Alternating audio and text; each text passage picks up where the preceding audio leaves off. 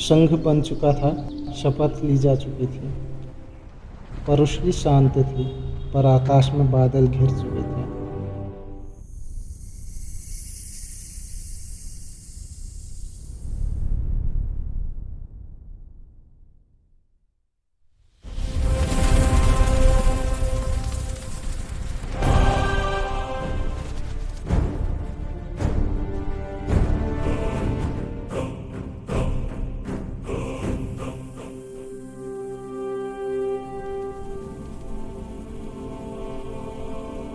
आज का दिन केवल युद्ध का नहीं, परीक्षा का भी है।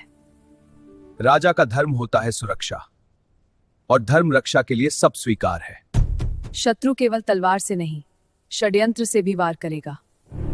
जब तक मेरा धर्म मेरे साथ है, मुझे कोई भय नहीं।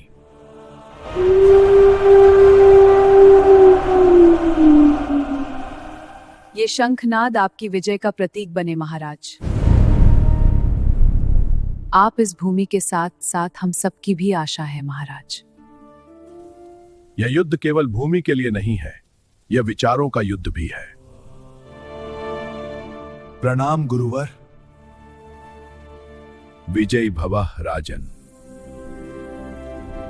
हम राज्य के लिए नहीं, धर्म के लिए शस्त्र उठा रहे हैं। परुष्टि स्वयं गवाह बनी।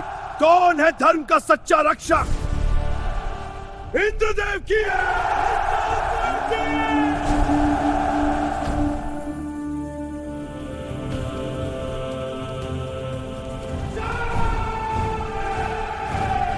ऋग्वेद कहता है, एक राजा 10 राजाओं के सामने खड़ा हुआ।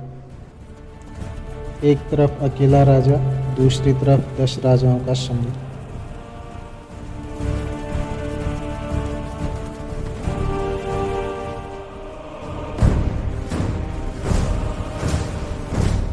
सुदास अकेला है, उसका अंत निश्चित है। हमारे पास भले ही विशाल सेना है, परंतु सुदास की सेना अनुशासित है।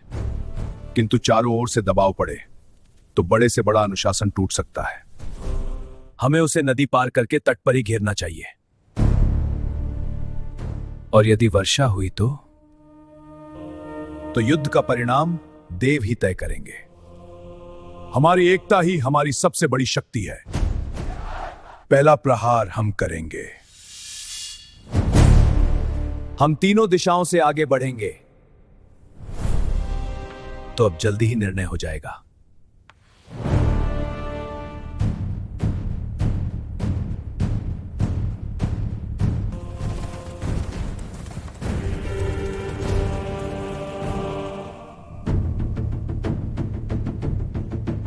महाराज, संघ हम पर तीनों दिशाओं से हमला कर सकता है।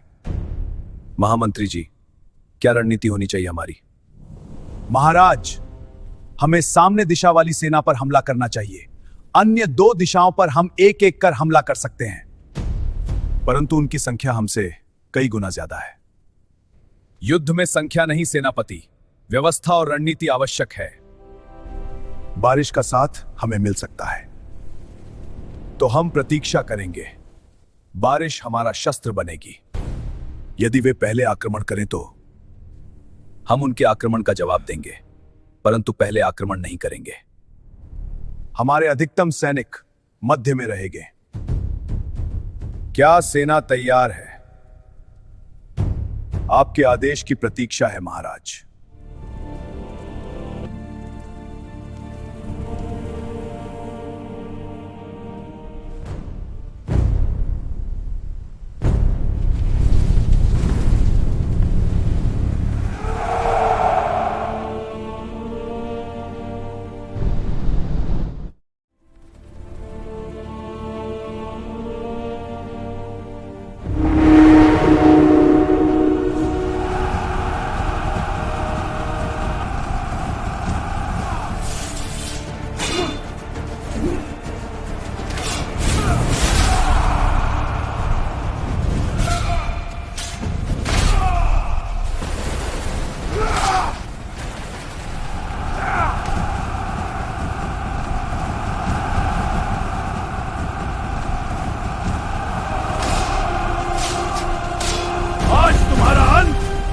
खिलाफ होगा।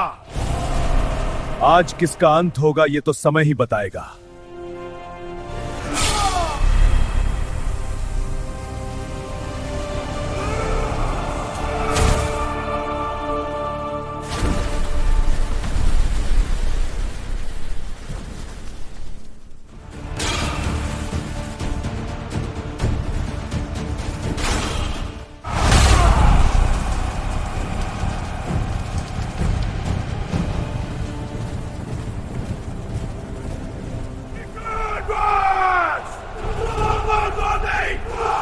उस दिन परुशली ने हजारों सैनिकों को निगल लिया।